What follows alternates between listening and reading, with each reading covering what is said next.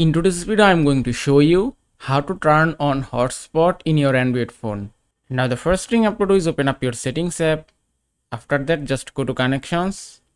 From here, just go to mobile hotspot and tethering.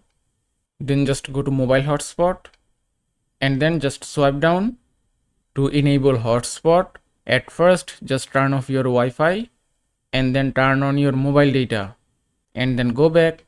Now just tap here to turn on hotspot and that's it. You can see it's ready for use. Now if you scroll down a bit, here you can find some options which you can use to configure your hotspot. From here you can change your hotspot network name, set password and change frequency. You can choose 2.4 or 5 GHz. Then just tap on save and it's ready for use. Now if you go back and then swipe down again, you can also enable or disable hotspot from your control panel. That's it. And that is how you can turn on hotspot in your Android phone. I hope this video was helpful. If it was, please give it a thumbs up and don't forget to subscribe.